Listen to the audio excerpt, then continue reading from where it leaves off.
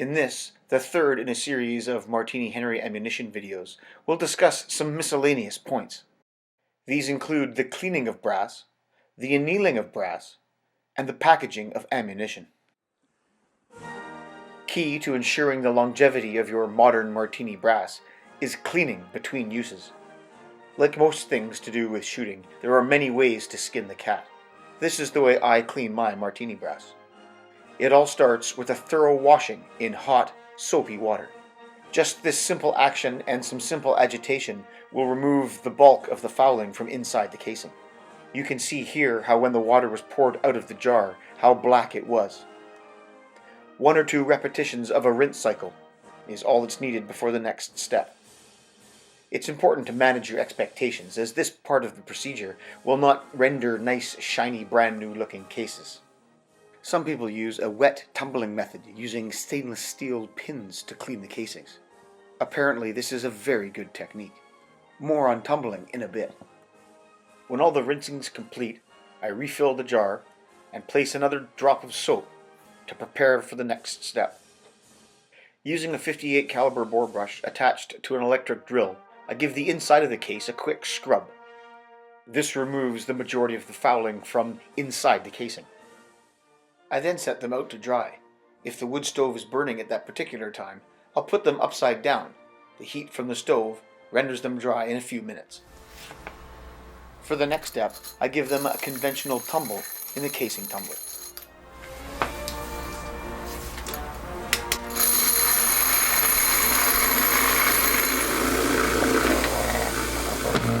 I usually tumble them for at least a couple of hours, after which they're shiny, not new looking, but certainly good enough.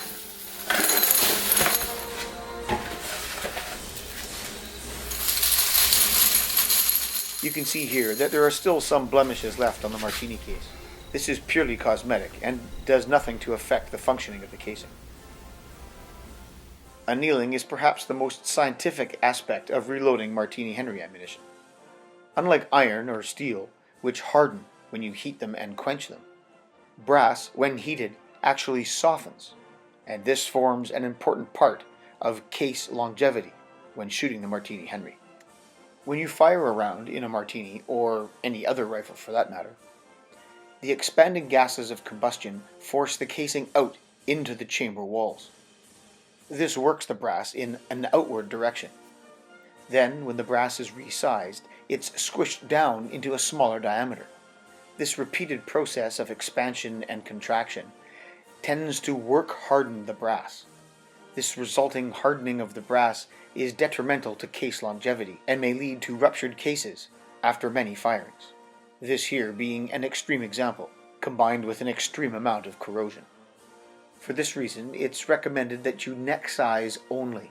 This process, as shown earlier, only works the neck of the casing, leaving the body in its fully expanded state.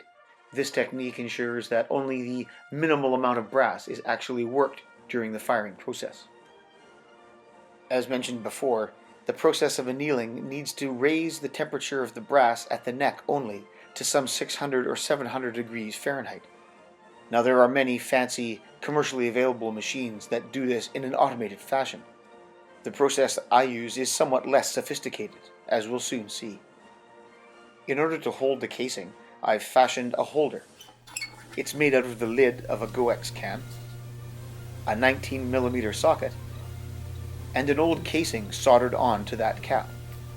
As you can see here, the 19mm socket fits snugly into that cap, and the soldered on casing forms a shank, which inserts nicely into an electric drill. This arrangement allows for a casing to be placed inside and to be rotated without falling out. Now this is where the unscientific part of my process fits in. Not one to heat the brass too much, as that tends to weaken it considerably. I found that about a 9-second exposure with a moderate flame on a propane torch heats the brass to below red hot, which is what you want to stay well clear of. Overheating can result in over-softening and resulting damage to the casing. We can see here a casing that's being heated excessively so that it glows red hot. This is what you want to avoid. Some people anneal almost every firing, while others anneal hardly ever at all. I've settled on annealing once every 5 firings, and this seems to have worked out for me. I haven't had a case rupture yet. The last thing we'll talk about today is the packaging of ammunition. Now this may seem a little gratuitous, but it does add to the historical feeling when shooting these old rifles. Martini ammunition was packaged in bundles of 10, and here I'll show you how I recreate this package. You need a jig, some string, an inner wrapper, and an outer wrapper. The jig is a simple arrangement of some pieces of plywood. The most important dimension, however, is across the bottom, 3 inches. The length of the jig is not particularly important. It just has to be longer than a complete martini round. Original wrappers were brown paper, but I've made a facsimile here with white computer paper. It measures 8.5 by 5 with the label centered. The inner wrapper is a simple strip of white paper measuring 3 by 8.5. The first step of the process is to take the outer wrapper with the label centered, placed sideways across the jig. It's then creased into the corners of the jig to maintain its position.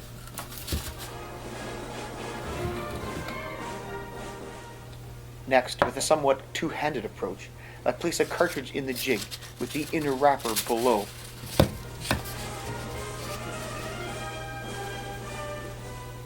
The next cartridge is inserted on the other side of the inner wrapper, facing the other way. This process is repeated with the cartridges being placed back to front, with the inner wrapper weaving its way between them. Once the first layer of 5 is complete, the inner wrapper is folded over and the next layer is placed on top.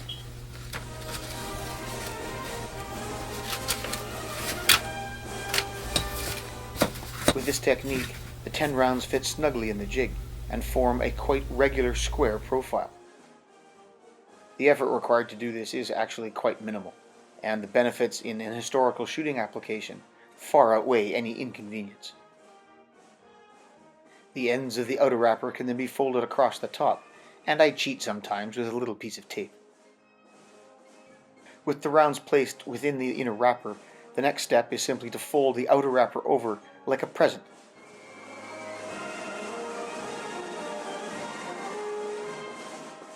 With the end folded, I can then stand up the package and fold the other end.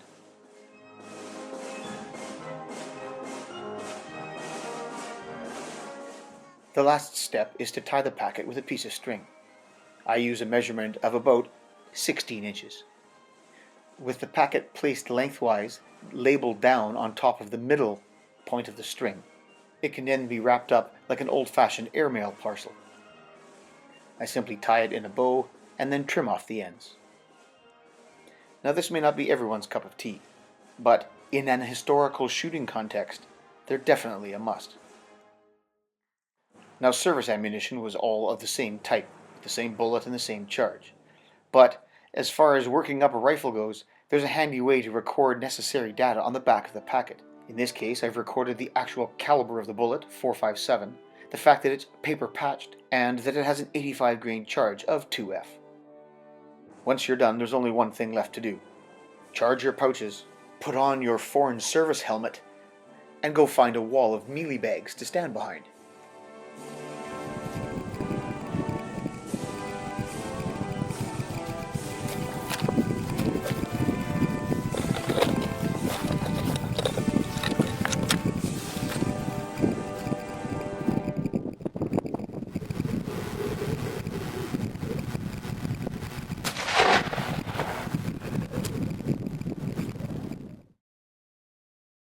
I'd like to add a few points about the bullet used in this video. Martin at X-Ring Services is now offering his version, the 45-505 XR.